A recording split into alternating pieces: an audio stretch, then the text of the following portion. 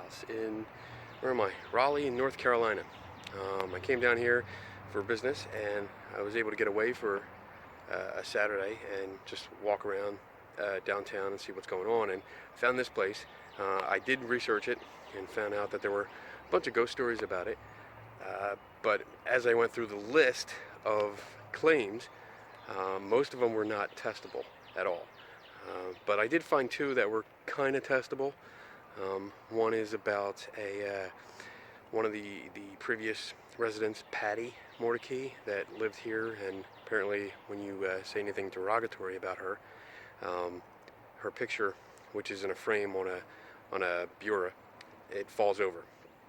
And then the other claim is that when the tour guides go around and tell you various stories about the place and mention any of the names of the pictures of the family members, mentions the names of the people in the pictures around the house here, they have a tendency to fall off. So we're gonna go see what happens, because I'm taking a tour. Yay!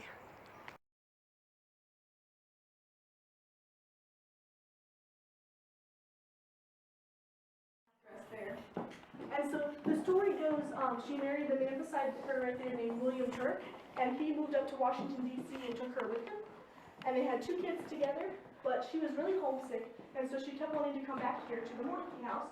So she would leave without him sometimes and take the kids and come all the way back here, and he would have to come back here time after time to bring her back to their house. And every time he brought her back, she would throw a fit.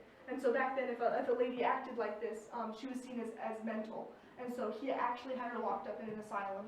And instead of locking her up at Dorothea Dix, which would be the local asylum at the time, he locked her up in Washington, D.C. Intentionally so her family couldn't visit. And so it's said that she's back here now, and she haunts the house, and she keeps knocking down his baby photo up there, and that's why it's damaged. Good for her. Yeah, because she's upset because his baby photo is hanging in the house that he didn't like anyway, so why is it hanging here?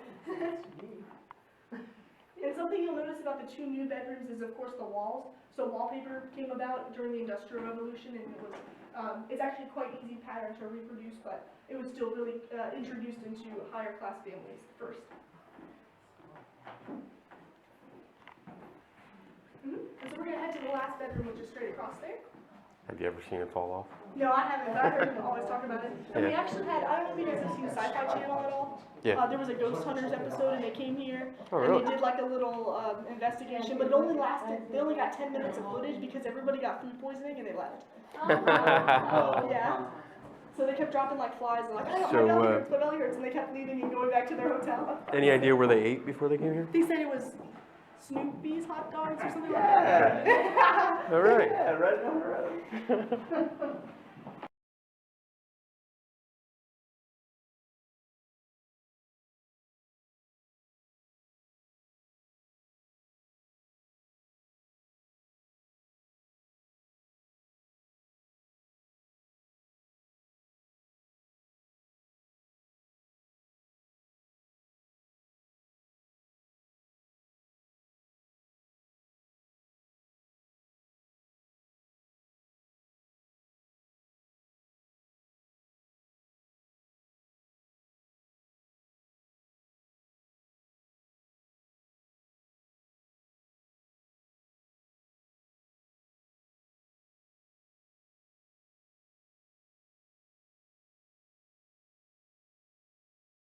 Saw her, or if I forgot to mention it, but she marries this man here named Dr. Little.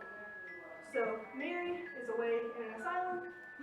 Margaret is married to this man, and they move away. And then there's one daughter left, and her name is Patti, and she's right here.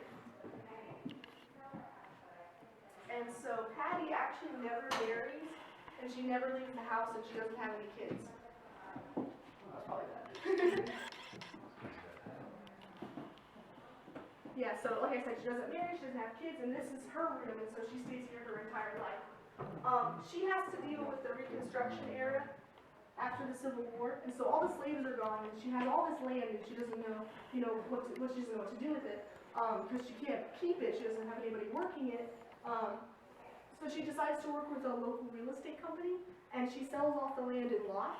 So every time she needs money, she sells off another lot of land and another lot of land. But every time she has extra money, she actually takes it and invests it. She invested in some local companies. She invested in electricity and a tobacco company. And so she accumulates about $1 million, but I'm not sure if that's today's money or back then's money, but either way, it's $1 million. But she doesn't have anybody to give it to, and so she actually ends up giving it to her nephew, Burke Little, and he's right here. So that's his dad. So she gives it to her nephew. He actually ends up, the legend is that he gambles away all of her money.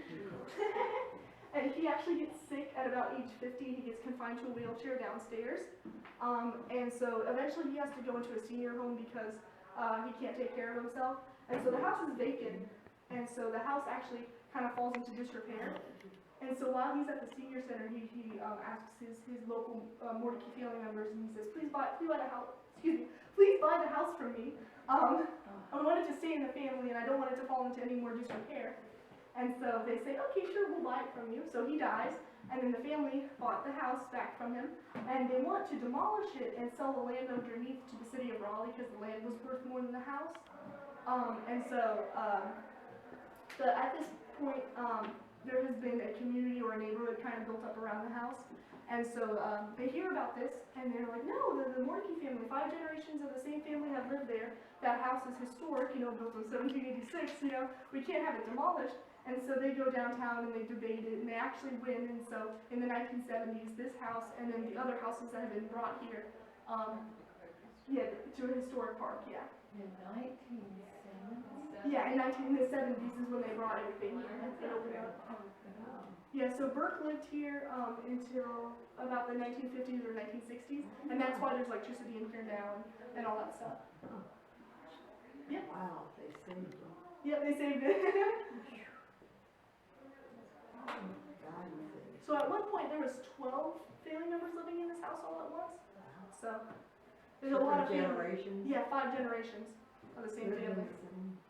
Lived here at the same time. Yeah. Do you guys have any other questions?